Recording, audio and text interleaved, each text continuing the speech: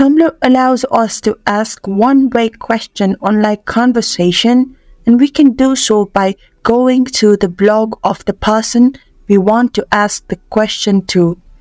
Let's say we want to ask a question to the person who posted this post, and that would be Artsy Leo. If we click on it, their blog will appear. There is an Ask Me Anything button.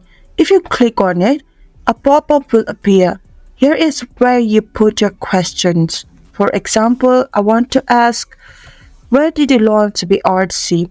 And there is a fade ask anonymously, but this cannot be toggled to on because it is set by the user to not let people ask question anonymously.